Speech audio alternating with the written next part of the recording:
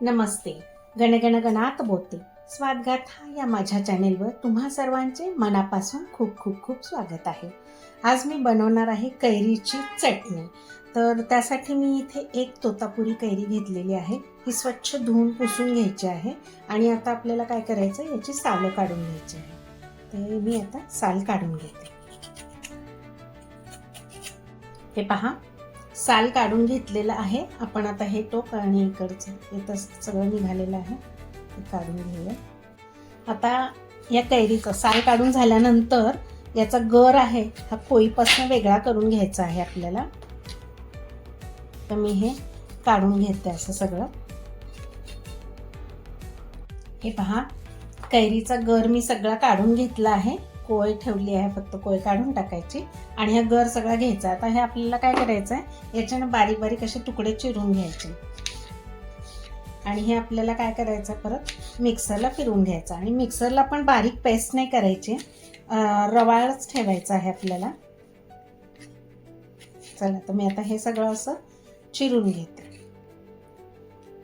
हे पहा, हे असे तुकडे करून घ्यायचे आणि आता आपण मिक्सरला फिरवून घेऊया. हे ह्याच्यामध्ये आपण सगळे पीसेस भरून घेऊ. हे पहा, मिक्सरमधनं काढून घेतलाय. 1 कपभर गर झालेला आहे. चला, त्या कढाईमध्ये फोडणी करून घेऊया आपण. तर आपल्याला याच्यामध्ये ना 4 टेबलस्पून एवढं तेल घालून घ्यायचं आहे. तेल थोडंसं जास्त घालायचं, प्रिझर्वेटिव्ह म्हणून काम करतं आणि ही तुमची चटणी जास्त दिवस टिकेल.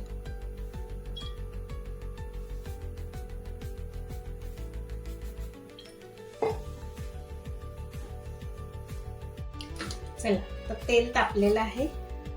मी याच्यात 1 छोटा चमचावर मोहरी घालते, 1 छोटा चमचा मेथ्या घालते आणि आपल्याला याच्यामध्ये हा गर आता टाकून परतून घ्यायचा आहे.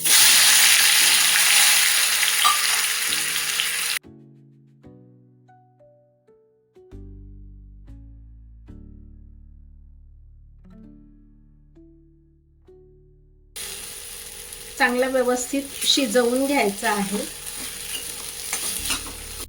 हे सारखं हलवत शिजवायचं आहे. झाकण टाकून नका शिजवू, नाही तर काय होतं, ते झाकणाच्या वाफ आली ना त्याचं पाणी पडत त्याच्यामध्ये पडतं ना, मग ही चटणी आपली जास्त दिवस टिकणार नाही. ही अशीच हलवत हलवत आपल्याला शिजवून घ्यायचं आहे. आणि मी इथे तोतापुरी कैरी वापरलेली आहे. ती काही जास्त अशी आंबट नाही आहे, कोवळी कोवळी छान कैरी होती. पटकन शिजेल, याला वेळ नाही लागणार. हे पहा, कढईला तेल सुटत चाललंय. आता काय करूया, आपण त्याच्यामध्ये थोडीशी हळद घालूया आणि चवीपुरतं मीठ.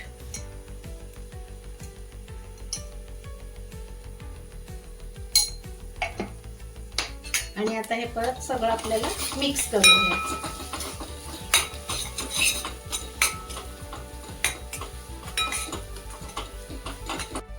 आता गूळ घालायचा आपल्याला.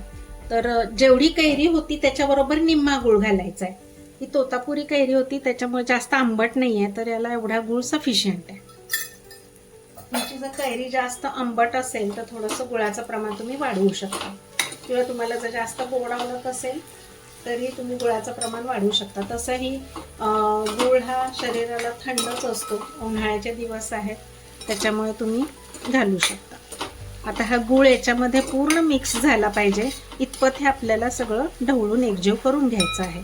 चला, तर मी आता हे एकजीव करून घेते. चला, हे आपलं आता एकजीव झालेलं आहे. मस्त वास पण छान खमंग सुटलाय, आंबट गोड असा. आता याला आपण तिखटपणा देऊया. तर काय करूया, आपल्या चवीप्रमाणे, म्हणजे तुम्हाला जसं तिखट आवडतं तसं त्याप्रमाणे तुम्ही याच्यामध्ये तिखट टाकू शकता.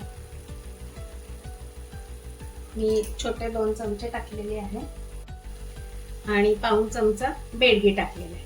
बेडगी मिरचीमुळे काय होईल, तुमच्या चटणीला रंग छान येईल, दिसायला अट्रॅक्टिव्ह दिसेल. चवीला तर छान होणारच आहे ती, आणि आपण आता गॅस बंद करून टाकूया.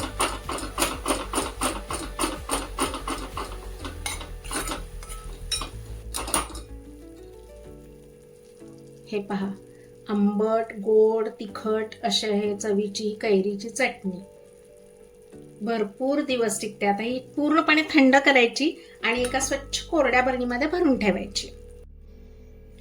चला, तर जेवणाची लज्जत वाढवणारी आपली ही कैरीची चटकदार अशी चटणी तयार झाली आहे. ही चटणी तुम्ही पोळी, भाकरी, ब्रेड याच्यासोबत खाऊ शकता. एकदम रुचकर लागते आणि ताटाची शोभा सुद्धा वाढवते. तर अशी ही कैरीची चटणी तुम्ही पण लवकरात लवकर करून पहा आणि मला कमेंट करायला विसरू नका. अशा स्वादिष्ट रुचकर रेसिपींसाठी पुन्हा पुन्हा भेट द्या माझ्या स्वादगाथा चॅनेलला. लवकरच भेटू आपण पुढील नवीन व्हिडिओमध्ये नवीन रेसिपीसह. तोपर्यंत मस्त खा आणि स्वस्त राहा. माझा व्हिडिओ पूर्ण पाहिल्याबद्दल खूप खूप खूप धन्यवाद. बाय.